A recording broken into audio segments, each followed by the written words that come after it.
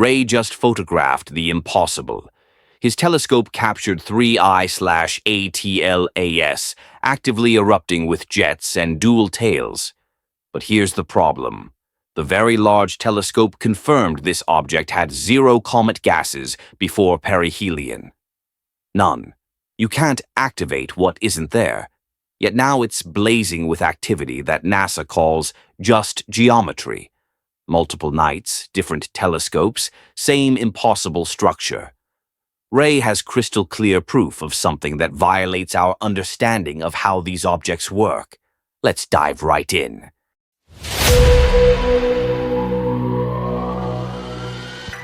December 19th, early morning hours. Ray set up his telescope under moonless skies, the kind of perfect conditions deep space photographers dream about. He'd been tracking 3I/ATLAS for weeks, but tonight was different. The interstellar visitor was making its closest approach to Earth. After tonight, it would only get dimmer, more distant, eventually disappearing forever. What showed up in his images stopped him cold. "I think we hit the sweet spot," Ray said, staring at his screen. "Probably the most fantastic images we have ever taken of Comet 3I/ATLAS. I don't think we can ever beat this data." The images were crystal clear, a compact central nucleus with a primary dust tail stretching behind it. Standard comet features. But then there was something else. A second tail, fainter but unmistakably real, pointing in a completely different direction. And before anyone suggests camera glitch or processing error, here's what matters. Ray isn't the only one seeing it. Multiple observers, different nights, entirely different telescopes and processing software, everyone's capturing the same geometry. This is reproducible scientific data. Look at the images carefully. You can see star trails because Ray's doing long exposures. The stars smear across the frame as Earth rotates. But the comet? Rock solid, tight, compact, stable. That's real signal showing something extraordinary. What caught Ray's attention even more were the jets, actual visible streams of material shooting out from the nucleus. But these jets aren't chaotic. They're organized, almost systematic, and they're rotating. Picture 1. The jet is here, Ray explains. Picture 2. It wraps around, here. You can actually see the jets rotating around the comet, as if something is spinning inside. He paused, studying the structure. It's like something inside is closed, with holes projecting the gas out. There are multiple of them. We don't know exactly the structure or composition.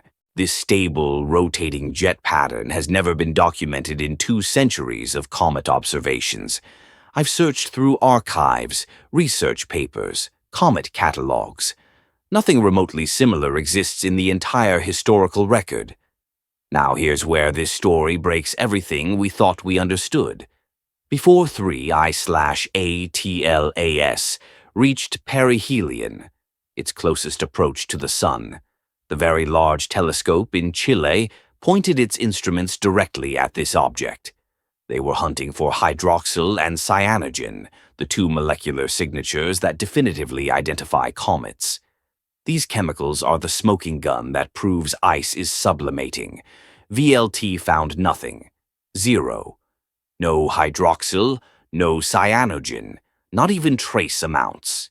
By every scientific definition, that makes 3I/ATLAS an asteroid, a dead rock, maybe with some surface dust, but fundamentally inert.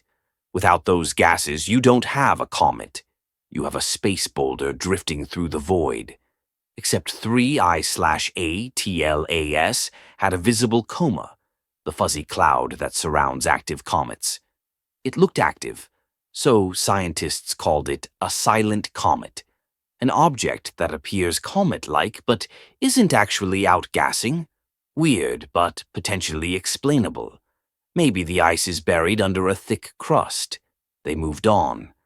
But here's the fundamental law of physics that makes what happened next impossible. Silent comets stay silent. The sun doesn't create chemistry out of nothing. It only heats what's already there. If VLT detected no cometary gases before perihelion, there shouldn't be any activity after perihelion. That's not what happened. 3I/ATLAS swung around the sun, and then, against all expectations, it lit up. Jets activated. Dust production ramped up. Classic active comet behavior appeared out of nowhere. Ray's current images prove this isn't temporary. This object is actively outgassing right now, producing continuous, stable dust emission with firing jets clearly visible. So, where did that activity come from? VLT said there were no gases to activate. You can't turn on a tap that doesn't exist. It's like confirming a fuel tank is completely empty, then watching the car start running anyway. Physics doesn't work that way. And then there's the X-ray detection that makes this even more confusing. Japan's space agency, JAXA, detected X-ray emissions from 3I/ATLAS using their CHARMism satellite. Specific emission lines: carbon-6, nitrogen-6, oxygen-7. These highly ionized atoms shouldn't exist without a very specific process. The mechanism is well understood. Solar wind hits the coma filled with gas, charge exchange occurs, and you get X-rays. We've observed this on dozens of comets since 1996. It's textbook physics that requires one critical ingredient: gas in the coma. Specifically, molecules like water vapor and carbon dioxide. JAXA detected X-rays. That definitively proves gas is present. But VLT said there's no gas. Both observations can't be true simultaneously. These are world-class facilities operated by top scientists. Neither makes fundamental mistakes like this. In a public Q&A session, NASA addressed this contradiction. Their explanation: viewing geometry. After perihelion, Earth's position changed. We're looking at 3I/ATLAS from a different angle now. The dust sheet trailing behind creates optical illusions when viewed from our current perspective. They have brightness contour maps showing smooth gradients aligned with their predicted dust plane, just an even distribution of dust following radiation pressure. It's just geometry, they explained. But here's what bothers me. That explanation only addresses what we're seeing visually. It completely sidesteps the actual contradiction. It doesn't explain how an object with zero detected gases suddenly started producing active jets. It doesn't address the X-ray emissions that require gas to function. NASA also suggests different chemistry, different formation environment, because 3I/ATLAS formed around another star. Maybe it produces gases VLT wasn't searching for. That sounds reasonable. But here's my problem. What chemistry specifically?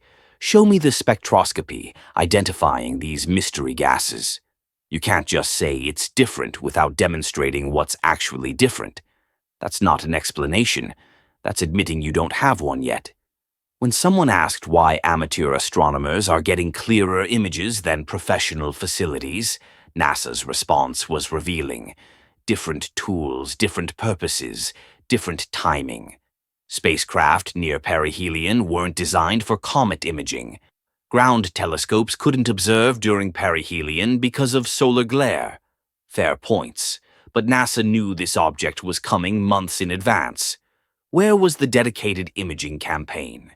Where was the coordinated effort to capture comprehensive data before this thing leaves forever? Ray operates on a completely different timeline. No grant proposals, no peer review delays, no committee approvals.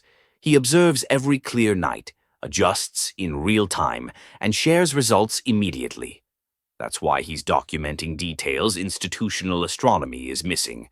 Let me walk you through the timeline because this sequence destroys the official narrative. Before perihelion, VLT confirmed zero cometary gases. This should be an inert asteroid. At perihelion, maximum solar heating occurred. Then after perihelion, it suddenly activated with jets and dust production that wasn't there before. Now, weeks later, Ray's images show continuous, stable activity with that bizarre dual-tail structure persisting night after night. The standard explanation suggests a protective crust cracked at perihelion, releasing buried ice. But if structural failure occurred, you'd see irregular bursts, brightness spikes, maybe fragmentation. Ray's images show none of that.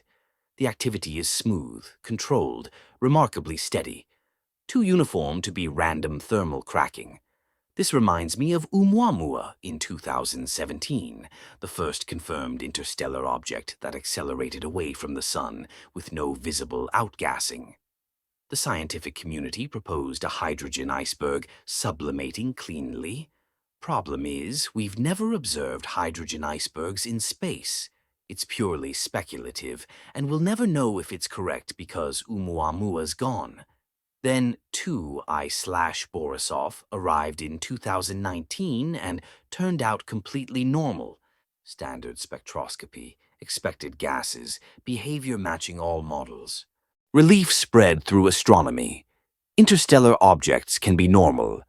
Now 3I/ATLAS brings us back to inexplicable. Contradictory data, impossible activation, unprecedented structure. 2 out of 3 interstellar visitors are anomalous. That's not coincidence. That's a pattern demanding explanation. Here's what should be happening right now. Coordinated observation campaigns across multiple wavelengths simultaneously. UV spectroscopy, visible imaging, infrared measurements, X-ray monitoring all running at once. Compare data across the spectrum to resolve contradictions. That requires resources and institutional will to interrupt normal schedules. Some facilities do this for supernovae because those events are transient. Interstellar objects should receive identical emergency priority. We've confirmed exactly 3 in human history. Instead, 3I/ATLAS is fading, while papers move through standard peer review. By the time comprehensive analysis gets published, the object will be too dim for follow-up. We'll be stuck with incomplete data and unanswered questions. Ray's work matters because he's documenting that this window is closing. His farewell sequence, images showing 3I/ATLAS progressively dimming, reveals something crucial. That dual-tail geometry, the cone morphology, the rotating jets, all persist even as the signal weakens. If this was temporary or artifacts, the structure would shift or disappear. It doesn't. It remains locked in, suggesting whatever drives this behavior is intrinsic to how this object fundamentally operates. Here's the bottom line.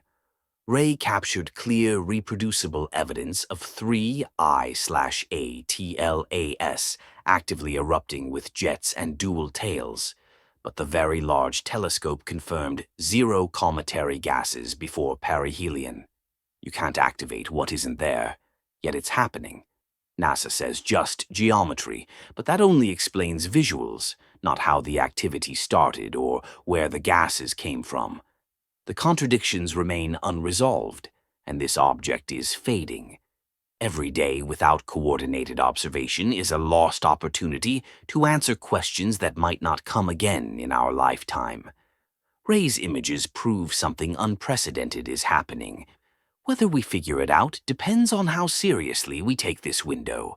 What's your theory on what's really happening? Drop your thoughts in the comments below. If you want more real coverage like this, hit that like button. Subscribe to Galactic Breaking News and turn on notifications. We're tracking every development as new data comes in. This mystery isn't over yet. There's another interstellar anomaly we need to discuss. Check out the next video appearing on your screen right now.